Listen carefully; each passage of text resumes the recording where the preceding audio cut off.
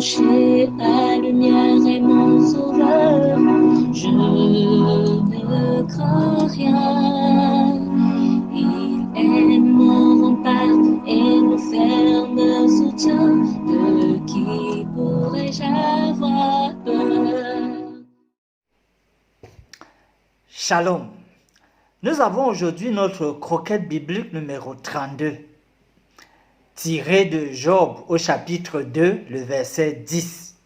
Il y est écrit: Mais Job lui répondit: Tu parles comme une femme insensée. Quoi? Nous recevons de Dieu le bien, et nous ne recevrions pas aussi le mal? En tout cela, Job ne pécha pas par ses lèvres. Voici donc la réponse que donne Job, quoique malade. Il la donne à son épouse, tendre, chère, à ses côtés depuis toujours, même lorsqu'il y aura la restauration, n'oublions pas, à la fin du livre. Il la lui donne parce que jusque-là, notons quand même, parce qu'il utilise « tu parles comme une insensée ». Ça veut dire qu'elle n'est pas insensée. Ça veut dire que jusque-là, elle n'avait rien fait qui donnait l'impression qu'elle agit comme une insensée. Ça veut dire qu'il y a quelque chose qui a dû se passer. Elle a reçu une secousse au plus profond d'elle-même, au point où sa réaction, comme on a vu dans le verset précédent et la méditation d'hier, sa réaction a donné l'impression qu'elle est, insensée. Parce que ce genre de conseil, ça ne devrait pas venir d'elle en temps normal. Alors, en un mot, Job est en train de dire que le fait pour son épouse de le pousser à questionner Dieu, puisque c'est de cela que nous avons parlé hier, le fait de le pousser à questionner Dieu, eh bien, ce sont les insensés qui questionnent les choix de Dieu, qui questionnent Dieu sur ce qu'il permet. Ce que dit Job dans le verset du jour fait un peu l'écho de la pensée hébraïque, mais diffère quand même fondamentalement de cette pensée. Ça fait écho parce que c'est une manière de dire vraiment tout ce qu'on a reçu, bien comme mal, on remet à Dieu. Voilà, ça vient de Dieu, ça fait écho. Mais où ça diffère, c'est que pour Job, tout ce qui est bien vient de Dieu, il accepte.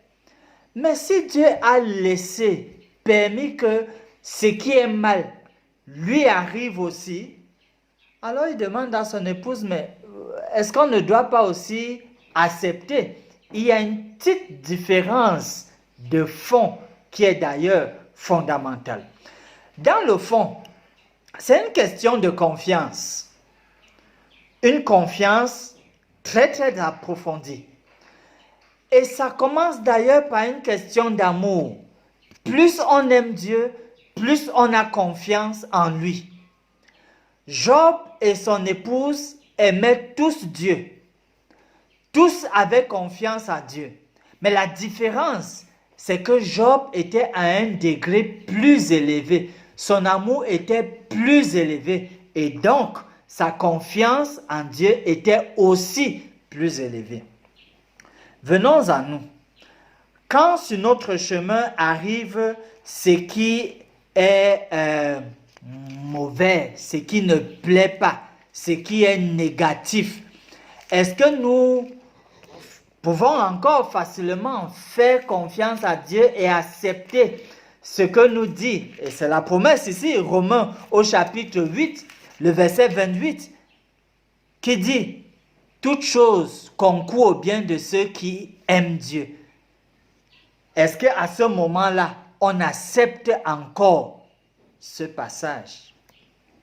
Dans la réalité, c'est Dieu qui fait concourir toutes choses au bien de ceux qu'il aime. Il est auteur de ce qui est bien.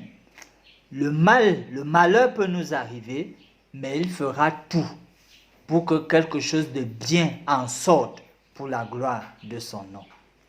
Tenons à lui. Finissons par ces mots de prière. S'il te plaît, Seigneur, augmente notre niveau d'amour pour toi. Merci parce que chaque jour, tu es à nos côtés afin de nous soutenir et nous apprendre à toujours te faire confiance. Oui, notre Dieu, viens et augmente notre amour pour toi. Nous te le demandons au nom de Jésus. Amen. Âme espère en l'Éternel, mon âme espère en l'Éternel, qu'un chant s'élève au Dieu du ciel, qu'un chant s'élève au Dieu du ciel, mon âme espère en l'Éternel.